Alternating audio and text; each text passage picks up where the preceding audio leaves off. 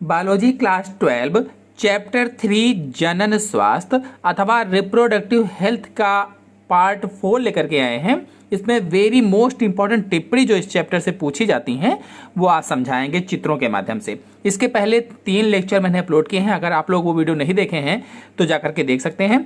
आज के वीडियो में सैरोगेट माँ, एमनियोसेंटेसिस या उल्बवेधन, चिकित्सीय सगर्भता समापन, बंध्यता और टेस्ट ट्यूब बेबी को चित्रों के माध्यम से समझाएंगे। तो सबसे पहले सैरोगेट माँ को समझा देते हैं। सैरोगेट माँ क्या होती है? तो देखिए, जैसे ये 2 स्त्रियां हैं, यहाँ पर ये 2 स्त्रियां हैं। पहली स्त्री, एक स्त्री ये है और दूसरी स्त्री ये है। मान लेते हैं 2 स्त्रियां हैं। अब एक स्त्री जो है ये गर्भ धारण नहीं कर सकती है, ये गर्भ धारण नहीं कर सकती है, कर सकती है। जो पहली स्त्री है या एक स्त्री कोई भी हो, इनमें से एक, जो भी दोनों में से कोई एक गर्भ धारण नहीं कर सकती है, तो क्या किया जाता है कि इसके अंडे को निकाल लिया जाता है। इस स्त्री के अंडे को निकाल लेते हैं बाहर, और बाहर निकाल करके कल्चर माध्यम में इसके पति के शुक्राणुओं से निषेचन करवाया जाता है। बाहर अंडे को निकाल लेते हैं और इसके पति के जो शुक्राणु होते हैं उन शुक्राणुओं से इसका निषेचन करवा दिया जाता है कल्चर मीडियम में। और इसके बाद जब ये जायगोट बन जाता है तो जायगोट बनने के बाद में इस दूसरी स्त्री के गर्भाशय में स्थापित कर दिया जाता है। दूसरी स्त्री के गर्भाशय में इस भ्रूण को स्थापित कर देते हैं और फिर 9 माह के बाद सामान्य रूप से ये स्त्री इस बच्चे को जन्म देती है और यही स्त्री सैरोगेट माँ कहलाती है। सैरोगेट माँ कहलाती है। इस स्त्री को क्या कहेंगे? सैरोगेट माँ कहेंगे। मतलब किसी कारणवश यदि कोई दंपत्ति है, उसकी जो स्त्री है, उसकी जो पत्नी है, वो गर्भधारण नहीं कर पाती है, नहीं कर सकती है, तो उसके अंडे को निकाल लिया जाता है बाहर। अंडे को निकाल करके उसके पति के शुक्राणुओं से कल्चर माध्यम में निषेचन करवाया जाता है। और निषेचन करवाने के बाद में जब भ्रूण बन जाता है, 16 कोष की अवस्था या 32 कोष की अवस्था में होता है, तब उस भ्रूण को किसी दूसरी स्त्री के गर्भाशय में निक्षेपित कर दिया जाता है। दूसरी स्त्री के गर्भाशय में निक्षेपित कर देते हैं, रोपित कर देते हैं। और गर्भकाल जब पूरा हो जाता है, गर्भकाल पूरा होने पर यह स्त्री सामान्य रूप से शिशु को जन्म देती है और फिर इस बच्चे को इसको दे दिया जाता है। और जिस हिसाब से बात हुई हो, इसको पैसा वगैरह या जो कुछ बात हुई हो उसको दे दिया जाता है। तो ये स्त्री को क्या कहा जाता है? जिसने गर्भ में पाला, इसे सैरोगेट माँ कहा जाता है। तो सैरोगेट माँ समझ गए। तो पहले आप इसको समझ लीजिए सभी टिप्पणियां चित्रों के माध्यम से। इसके बाद परीक्षा में कैसे लिखेंगे, लिखना भी आपको अच्छी तरीके से बताएंगे। तो ये हो गई सैरोगेट माँ। अब देखिए, इधर आते हैं एमनियोसेंटेसिस या उल्बवेधन पर। एमनियोसेंटेसिस क्या होती है? तो देखिए, यहाँ पर हम गर्भाशय के अंदर जब शिशु होता है उसको चित्र रूप में बना देते हैं। या यहाँ पर इस तरह से नाभि नाल के माध्यम से मान लेते हैं कि ये जुड़ा हुआ है इस तरह से ये, और यहाँ पर ये खाली स्थान जो होता है, इस पूरी गुहा को एमनियोटिक गुहा कहा जाता है। इसे क्या कहते हैं? एमनियोटिक गुहा कहते हैं। ये जो होती है पूरी एमनियोटिक गुहा होती है और इसमें एमनियोटिक द्रव भरा रहता है। ये क्या है? एमनियोटिक द्रव होता है। ये एमनियोटिक द्रव एमनियोटिक गुहा में भरा रहता है। ये भ्रूण जो होता है ये इसी एमनियोटिक द्रव में तैरता रहता है और इस द्रव में इसकी कोशिकाएं भी आ जाती हैं। अब क्या करते हैं डॉक्टर कि इंजेक्शन सुई के माध्यम से, डॉक्टर क्या करते हैं, इंजेक्शन सुई के माध्यम से इस द्रव को निकाल लेते हैं। और द्रव को जब निकालते हैं तो मैंने बताया कि इसमें द्रव तो होता ही है, द्रव के साथ में सेल्स भी होती हैं, कोशिकाएं भी पाई जाती हैं।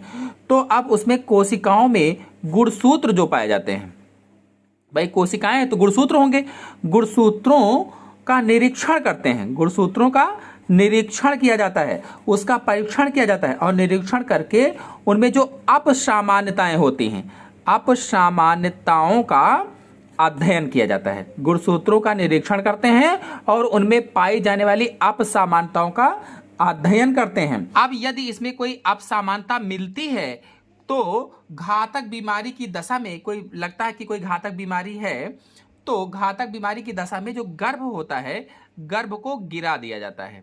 घातक बीमारी होने की दशा में जब पूरा अध्ययन कर लिया आप समानताओं का, तो घातक बीमारी होने की दशा में उसे गिरा देते हैं। लेकिन यदि कोई सामान्य जेनेटिक बीमारी अगर ठीक हो सकती है तो उसको ठीक भी किया जाता है। आजकल इसका प्रयोग कुछ डॉक्टर लिंग की जांच करने में भी करने लगे थे, इसलिए इसका प्रयोग बंद कर दिया गया है। तो एमनियोसेंटेसिस आपको पता चल गया कि क्या होता है। एमनियोटिक गुहा में होता है, ये एमनियोटिक द्रव, उसी में भ्रूण तैरता रहता है। तो इसमें इसकी कोशिकाएं भी आ जाती हैं। तो डॉक्टर क्या करते हैं कि इंजेक्शन सुई के माध्यम से इसमें से द्रव निकाल लेते हैं और इस द्रव में, ये द्रव लिक्विड तो है ही है, साथ ही इसमें सेल्स भी होंगी। इन सेल्स में गुणसूत्र होंगे, जो कोशिका होती है तो कोशिका में गुणसूत्र होते हैं। उन गुणसूत्रों का निरीक्षण करते हैं, परीक्षण करते हैं।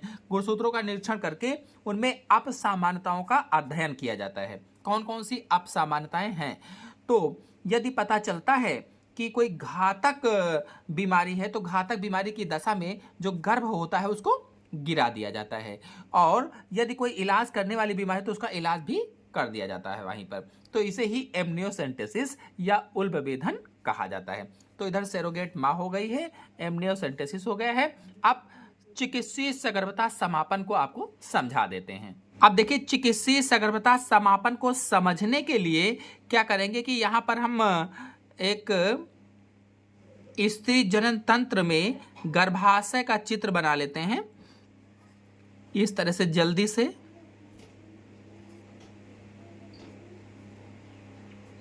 ये स्त्री जनन तंत्र है और ये यहाँ पर देखिए बीच में गर्भाशय होता है, ये पूरा गर्भाशय है। तो यहाँ मान लीजिए कि भ्रूण धंसा हुआ है, ऑलरेडी पहले से ही भ्रूण धंसा हुआ है यहाँ पर।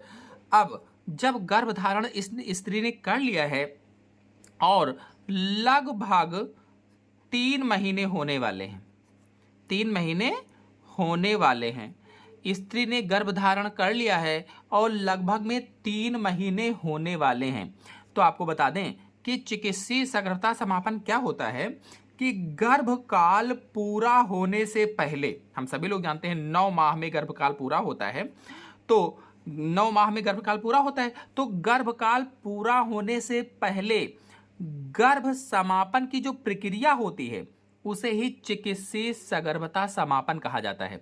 गर्भकाल पूरा ना हो उसके पहले ही गर्भ को समाप्त कर दिया जाए, खत्म कर दिया जाए, उसे ही चिकित्सीय सगर्भता समापन कहा जाता है।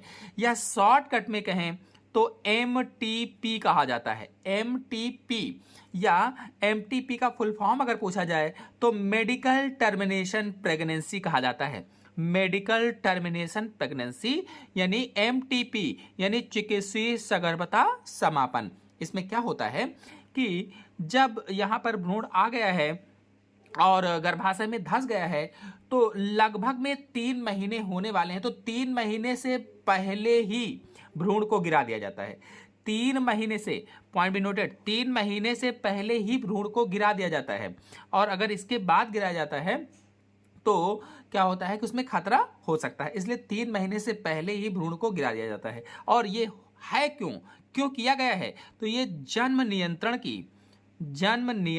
की एक विधि होती है, जनसंख्या को कंट्रोल करने की एक विधि है, इसलिए सरकार ने इसको लागू किया था ताकि जनसंख्या नियंत्रित रहे। जन्म नियंत्रित रहेगा तो जनसंख्या नियंत्रित रहेगी, इसलिए सरकार ने MTP लागू किया था या चिकित्सीय सगर्भता समापन को लागू किया था। तो इसकी परिभाषा क्या होगी, मैंने आपको बताया कि गर्भकाल पूरा होने से पहले ही गर्भ समापन की जो प्रक्रिया होती है उसे ही चिकित्सीय सगर्भता समापन कहा जाता है। और जनसंख्या नियंत्रण में MTP महत्वपूर्ण योगदान निभाता है। जनसंख्या नियंत्रण में यानी कि जन्म नियंत्रण की एक विधि होती है। इसके उद्देश्य अगर पूछे जाए क्या क्या है, तो अनचाहा जो गर्भ होता है, अनचाहा जो गर्भ है उसको लोग गिरा सकते हैं। बलात्कार से उत्पन्न जो गर्भ है उसको लोग गिरा सकते हैं। शिशु में होने वाले अगर कोई रोग हैं तब भी भ्रूण को गिरा दिया जाता है। तो ऐसी शुरुआती जानकारी होने पर ऐसे किए जाते हैं और 12 सप्ताह तक ही ये सुरक्षित माना जाता है। मैंने बताया कि 3 माह के अंदर ही यानी 12 सप्ताह तक ही ये सुरक्षित माना जाता है। तो चिकित्सीय सगर्भता समापन क्या है आपको अच्छी तरह समझ में आ गया होगा। चलिए अब बंध्यता को आपको समझाते हैं कि बंध्यता क्या होती है।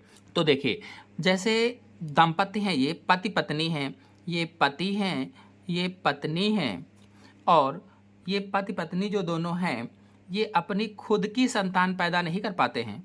किसी कारणवश, कोई भी कारण हो, खुद की संतान पैदा नहीं कर पाते हैं तो ऐसे दंपति को बंध्य कहा जाता है। क्या कहते हैं? बंध्य कहते हैं, या फिर बांझ कहा जाता है। चाहे बंध्य कहो चाहे बांझ कहो, ऐसे दंपति को क्या कहते हैं? जो खुद की संतान पैदा नहीं कर पाते, उन्हें बंध्य या बांझ कहा जाता है। और जनन की ऐसी अक्षमता को, जनन की ऐसी अक्षमता को बंध्यता या बांझपन कहा जाता है। जनन की जो ऐसी अक्षमता होती है उसे क्या कहते हैं? बंध्यता या बांझपन कहा जाता है। अब आपको परिभाषा तो अच्छी तरीके से समझ में आ गई होगी। मैंने अच्छे से आपको चित्रों के माध्यम से इसको समझा भी दिया है कि बंध्यता या बांझपन क्या होता है। तो इधर अब समझा देते हैं, यहाँ देख लेते हैं बंध्यता या बांझपन को। बंध्यता या बांझपन को इंपॉर्टेंट टॉपिक है, इस बार परीक्षा में पूछा जा सकता है। तो मैंने बताया कि स्त्री है, पुरुष है और ये अपना खुद का बच्चा पैदा नहीं कर पाते हैं तो ऐसे दंपत्ति बंध्य कहलाते हैं या बांझ कहलाते हैं। और ऐसी जो जनन की अक्षमता पाई जाती है, इस अक्षमता को ही बंध्यता या बांझपन कहा जाता है। और जिनमें यह बंध्यता होती है, जिन दंपतियों में यह बंध्यता होती है, तो उन दंपतियों के लिए एक विशेष तकनीक है, ART। उन दंपतियों के लिए एक विशेष तकनीक लाई गई है जिसे ART के नाम से जाना जाता है। ART का फुल फॉर्म होता है assisted reproductive technology, assisted reproductive technologies यानी ART, यानी कि सहायक जनन प्रौद्योगिकी, सहायक जनन प्रौद्योगिकी। तो ऐसे दंपत्ति जो अपना खुद का बच्चा पैदा नहीं कर पाते हैं वो सहायक जनन प्रौद्योगिकी के माध्यम से बच्चा पैदा कर सकते हैं। अब इसमें कौन कौन सी विधियां आती हैं? तो IVF, इन वाइट्रो फर्टिलाइजेशन है, GIFT गिफ्ट है, ZIFT जिफ्ट है, IUT है, और ऐसे ही ICSI है आदि। ये जो विधियां हैं ये सभी असिस्टेड रिप्रोडक्टिव टेक्नोलॉजीज की विधियां हैं, मेथड्स हैं। ये सहायक जनन प्रौद्योगिकी की विधियां होती हैं। आपको बता दें ये जितनी भी तकनीक हैं, ये जितनी भी विधियां हैं, इन सभी तकनीक के प्रयोग से जो बच्चे पैदा होते हैं, इन सभी तकनीक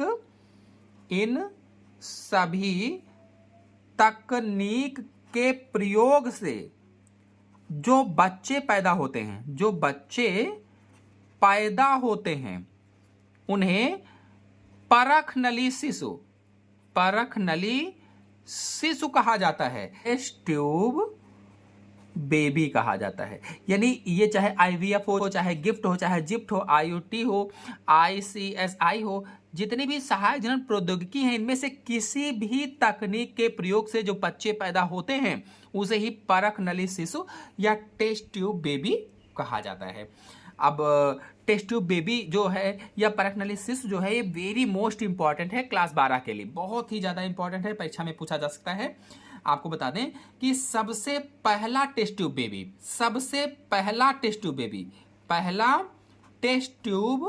बेबी कहाँ का था? तो टेस्ट ट्यूब बेबी उसका नाम क्या था पहले जानते हैं। नाम ल्यूसी जॉय ब्राउन था।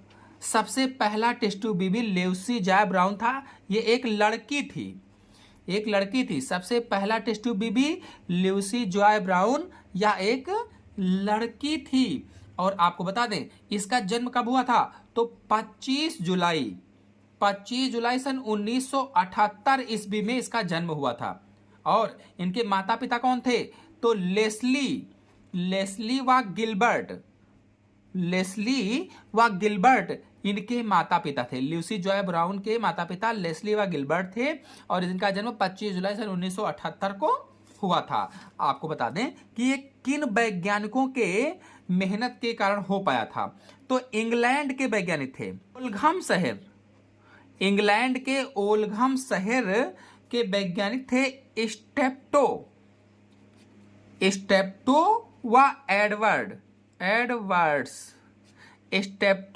व एडवर्ड्स के प्रयासों से ये लड़की यानी कि टेस्ट ट्यूब बेबी पैदा हो पाई थी।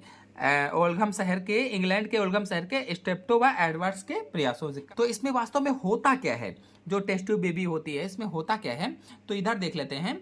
जैसे ये स्त्री है कोई, और ये स्त्री सामान्य रूप से संतान नहीं दे सकती। कोई भी स्त्री है ये सामान्य रूप से संतान पैदा नहीं कर सकती है। तो क्या किया जाता है कि मान लीजिए कि इसके अंडाशय व गर्भाशय ठीक हैं, लेकिन अंडवाहिनी असामान्य है। अंडाशय भी ठीक है, गर्भाशय भी ठीक है, लेकिन जो अंडवाहिनी है वो ठीक नहीं है, इसलिए ये जन्म सामान्य रूप से नहीं दे सकती है। तो क्या किया जाता है कि इसके अंडे को बाहर निकाल लिया जाता है।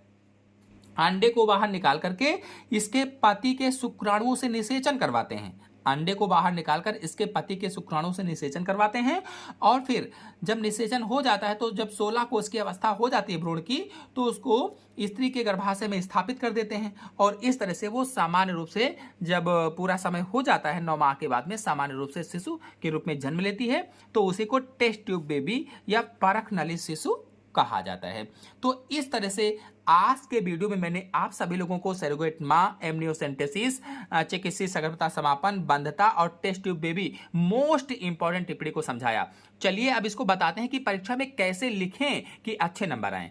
तो लिखना भी बता देते हैं। तो सबसे पहले टिप्पणी सरोगेट माँ, ऐसी स्त्री जिसमें किसी दूसरी स्त्री के भ्रूण का विकास कराया जाता है सरोगेट माँ कहलाती है। अगर कोई स्त्री है और कोई स्त्री गर्भधारण करने में समर्थ नहीं है, गर्भधारण नहीं कर पाती है, या कहिए कि ऐसी स्त्रियां जिनमें गर्भ नहीं ठहरता है, तो इन वाइट्रो फर्टिलाइजेशन यानी IVF एम्ब्रियो ट्रांसफर टेक्निक के द्वारा किसी दूसरी स्त्री के गर्भाशय में अंडे को रोपित कर देते हैं, निक्षेपित कर देते हैं, और वही भ्रूण का वर्धन होता है। और अगर कहा जाए कि IVF क्या है या in vitro fertilization embryo transfer technique क्या होती है, तो इसमें होता है कल्चर माध्यम में मादा के अंडे का पुरुष के शुक्राणु से संयोग कराया जाता है, और इस प्रकार से जो जायगोट बनता है उस जायगोट में कोशिका विभाजन शुरू होता है। तो कोशिका विभाजन शुरू होने पर भ्रूण को स्त्री के गर्भाशय में स्थापित किया जाता है, मतलब स्त्री के अंडे को बाहर निकाल लिया जाता है। ऐसी स्त्री जो गर्भधारण नहीं कर पाती है उसके अंडे को बाहर निकाल लिया जाता है और उसके पति के शुक्राणुओं से उसके अंडे से निषेचन कराया जाता है। कहाँ पर? तो बाहर संवर्धन माध्यम में या कल्चर माध्यम में, और निषेचन करा करके फिर निषेचित अंडे को जब वो 32 कोष की अवस्था में हो जाता है, उसका विदलन शुरू हो जाता है और 32 कोष का बन जाता है, तो 32 कोष की अवस्था के बाद किसी दूसरी स्त्री के गर्भाशय में उसको स्थापित कर दिया जाता है, रोपित कर दिया जाता है। और फिर इस प्रकार से जो गर्भावधि पूरी हो जाती है, तो गर्भावधि पूरा होने के बाद वो जो दूसरी स्त्री होती है वो सामान्य रूप से शिशु को जन्म देती है, और इसे ही सरोगेट माँ कहा जाता है। जिसने जन्म दिया उसको क्या कहते हैं? सरोगेट माँ कहते हैं, क्योंकि उसने बच्चे को जन्म दिया, जबकि वो बच्चा किसका था? दूसरी स्त्री का था। चलिए अब बंधता अथवा बांझपन को लिखना बताते हैं। तो विश्व में अनेक दंपत्ति अपना बच्चा पैदा नहीं कर पाते हैं और अपनी संतान के सुख से वंचित रहते हैं। इसे ही बंधता अथवा बांझपन कहा जाता है। अर्थात इस पूरे संसार में बहुत से पति पत्नी ऐसे हैं जो बच्चा पैदा करने में सक्षम नहीं होते हैं, अक्षम होते हैं। सक्षम नहीं मतलब अक्षम है, अथवा संतान पैदा करने में सक्षम नहीं है। ऐसे लोगों को ही बांझ अथवा बंध कहा जाता है, और इनकी जनन क्षमता को बंधता अथवा बांझपन कहते हैं या इनफर्टिलिटी कहा जाता है। तो बांझपन या इनफर्टिलिटी स्त्री या पुरुष किसी में भी हो सकता है। जो बांझपन है, जो इनफर्टिलिटी है या जो बंधता है, स्त्री भी हो सकती है या पुरुष भी। इसलिए कहा गया स्त्री या पुरुष किसी में भी हो सकता है। यानी बंधता अथवा बांझपन स्त्री में भी हो सकता है और पुरुष में भी हो सकता है। लेकिन मानव समाज में बांझपन का मुख्य कारण स्त्रियों को ही माना जाता है। देखा जाए तो ये पूर्णतः गलत है, क्योंकि प्राप्त आंकड़ों के अनुसार लगभग 40% पुरुष बांझपन का शिकार होते हैं, 60% स्त्रियां बांझपन का शिकार होती हैं अथवा जनन में अक्षम होती हैं, और लगभग में 20% स्त्री व पुरुष दोनों में बांझपन या बंधता अथवा जनन अक्षमता पाई जाती है। जब जानते हैं कि पुरुषों में बांझपन का कारण क्या है, इसके बाद जानेंगे कि स्त्रियों में कारण क्या है।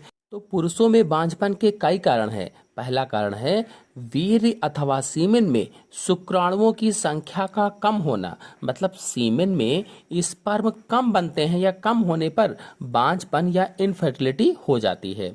दूसरा कारण है शुक्राणुओं में गतिशीलता का कम होना, अर्थात जो स्पर्म होते हैं, जो शुक्राणु होते हैं, ये तेजी से जब दौड़ नहीं पाते हैं तब भी बांझपन हो जाता है। गतिशीलता का कम होना मतलब तेजी से गतिशील नहीं हो पाते हैं, बहुत धीरे धीरे चलते हैं, ऐसी स्थिति में बांझपन हो सकता है। फिर अगला पॉइंट है पुरुषों के सीमेन या वीर्य में जीवित शुक्राणुओं की संख्या में कमी होना, मतलब जो पुरुषों का वीर्य होता है, जो सीमेन है, उसमें शुक्राणु जो होते हैं वो क्षीण हो जाते हैं या जीवित कम रहते हैं। ऐसी दशा में क्या होता है कि बांझपन हो सकता है। फिर अगला पॉइंट है पुरुषों में शुक्र वाहिकाओं का बंद होना, यानी जो वैस डिफरेंस होती हैं वो जब ब्लॉक हो जाती हैं तब भी बांझपन का कारण होता है या बांझपन हो जाता है। ब्लॉक हो जाएंगी तो शुक्राणु निकल ही नहीं पाएंगे, जब निकल नहीं पाएंगे तो फर्टिलाइजेशन नहीं होगा और बच्चा पैदा नहीं होगा, इस तरह से बांझपन हो जाएगा। फिर अगला पॉइंट है लैंगिक कमजोरी के कारण मैथुन न कर पाना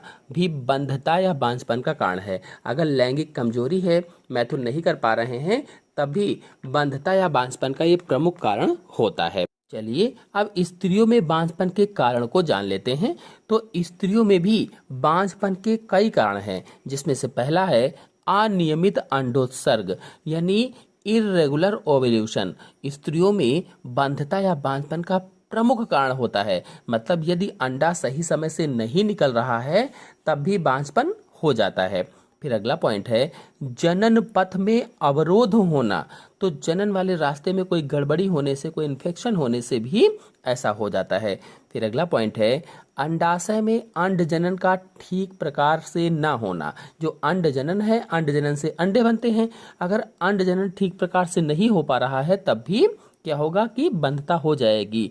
मतलब यदि स्त्री के ओवरी में oogenesis अथवा अंडा नहीं बन पा रहा है तो भी बांझपन हो जाता है।